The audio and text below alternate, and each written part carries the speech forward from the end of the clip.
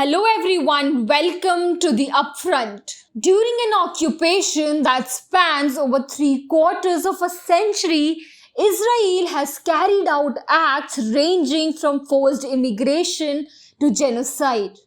Now it is set to expand its war across the region. The Zionist regime, which grew into a country on the decline due to self-destructive ambitions, is now dragging other countries into war in order to hold out while feigning strength and morality outwardly. Its regime has become one that fears a war-free state. Observers say Prime Minister Netanyahu's government will collapse once the fighting stops. Netanyahu, who is waiting for the arrest warrant of the World Court, is trying to put the burden of his own sins on the world to survive.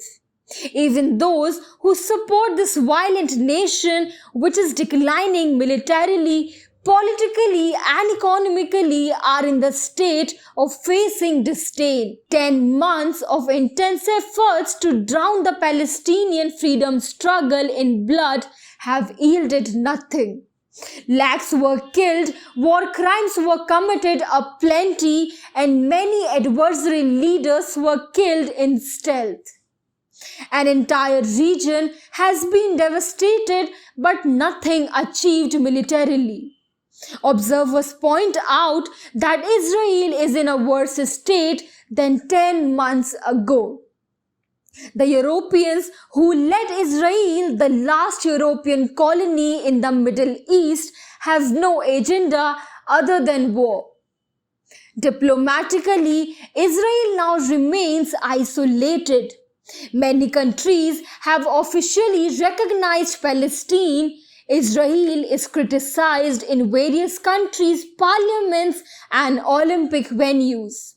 A decision taken by Britain, a pro-Israel country, under the new Prime Minister who is known to be pro-Zionist and anti-Palestinian, is noteworthy. That if the World Court issues an arrest warrant against Netanyahu, it will not oppose it. Japan did not invite Israel to the Nagasaki commemoration. The fact that many members abstained when Netanyahu addressed the US Congress also carried a message. Apart from such political failures, the country is facing an economic crisis. With 17% of workers leaving in the last 10 months, the business sector is in decline. It is estimated that more than 5 lakh Israelis have returned to their homelands. 46,000 business establishments have completely shut down. It will be 60,000 by the end of this year. The local newspaper Maariv recently openly wrote that Israel is a country that is collapsing. The multinational companies there are suffering huge losses due to the boycott. This is in addition to the widespread obstruction of shipping lanes to Israel. Now the world is seeing the root rot that has affected the nation of Israel.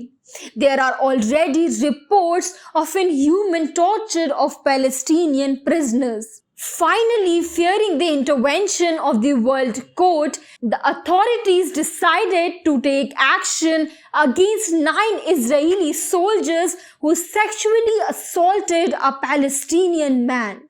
The soldiers protested and said they would not release the criminals. People stormed the army base to rescue the criminals. When the criminals could not be saved from the arrest, the people protested and marched to another army base and army headquarters. Realizing the seriousness of the matter, a special meeting of the Knesset, the Israeli parliament, was convened.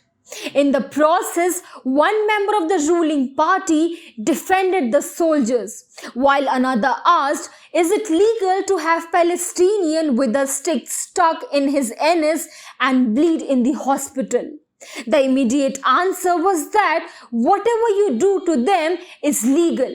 Israel is at the deepest abyss of the moral decay of a country. This country, judged by the World Court to be responsible for apartheid and genocide and has been branded illegal invaders, is now plunging into violence that will destroy the world itself.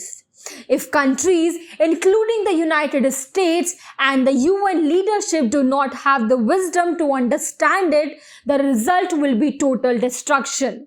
That's all for today. If you like the content we provide, please subscribe to the Upfront and press the bell icon to get notification of all our updates.